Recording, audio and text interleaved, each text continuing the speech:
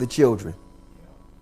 Man, I just wish growing up that I had the opportunity to not know Christmas, to not know Sunday worship, to not know what pork tastes like on those days, to know who my forefathers were. And I look at those children, those innocent children will never have to experience what we needed to go through to find ourselves.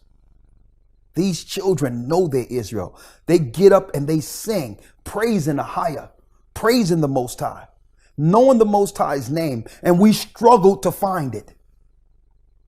They just know it by default. They don't have to be told, well, listen, there weren't no J's during the time of Christ. They know Christ's name. It's like you have to teach what's wrong first to get people to the truth. Now, of course, I don't mind doing that. The Christ called us and say, hey, I'm going to make you fishers of men. So we must be able to relate to what our brothers and sisters going through, where they are, to pull them to the truth, not children. You understand? Children aren't fighting against their education. They know. So my greatest part of the Passover is looking at the children. And by default, you can't help but respect their parents, because their parents struggled through so much to keep their children clean from this dirty world. They keep their children pure. They got the vaccines jacking up the children, thinking that, talking about, yeah, let's put our money and try to find a cure for autism. You ain't trying to find no cure for autism. You're purposely scrambling these children's brains.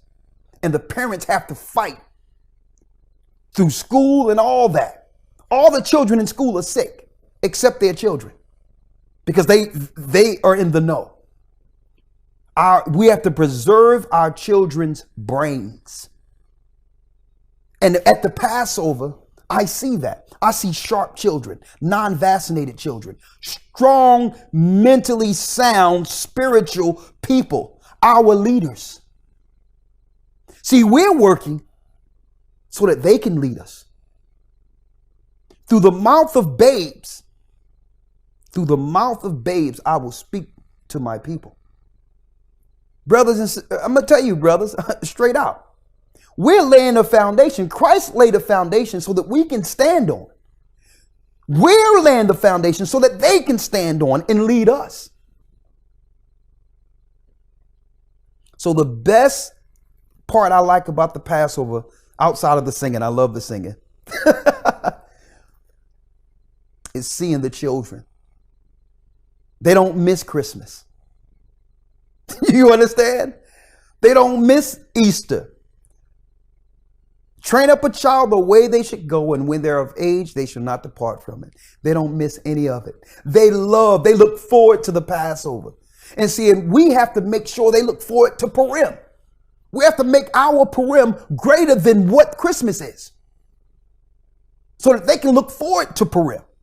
We just can't have it be a holy day we sit down and eat. No, you go out, you get those gifts, you give it to the children, and they'll remember Purim the same way they remember Christmas. The pagan world remembers Christmas. But the resounding thing that stands out to me is when I see the children. They love the Passover, and they know that they're the children of God. And you know what? What I see in this world and what the Most High have made this is well beyond anything I could have imagined. And that's what happens when you allow the Holy Spirit to work. This is what I thought things could be. But really, I thought it would be impossible to have what we're seeing today without Christ first being here. I thought it would be it's a pipe dream. When I think about what it has come to, it's what I imagined going towards the kingdom. And I'm humbled just to be a part of it. Let me tell you, I'm not leading this, brothers. Christ is leading this. And I need brothers and sisters to understand this. I operate in the Spirit. This is Christ's work. I'm not leading this. Christ is leading this. And it's more evident to me because this work has become a miracle beyond anything I could have imagined or thought of within myself. I can't take that much credit. The only credit I take is that there was a walk of faith.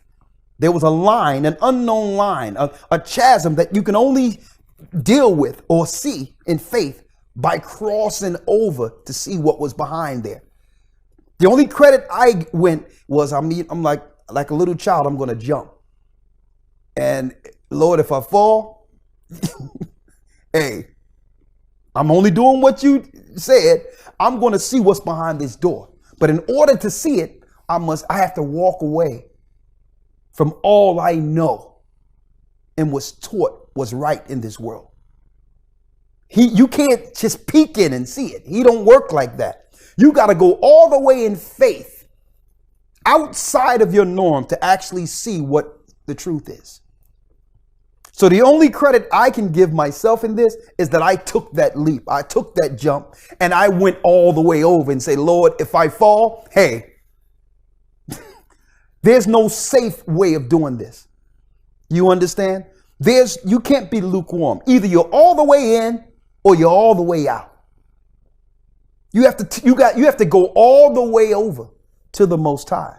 And that's the only credit that I can take. But all in all, Christ is leading this church and leading this work and awakening his people. And he's doing that already from the throne. So that's why we coined or named it the Gathering of Christ Church, because really it was prophesied that the church would be gathered, that God's people would be gathered. But I'm not gathering them. He's gathering them. You understand? He's gathering the elect to the elect. And you know what? Which is ministers of his work.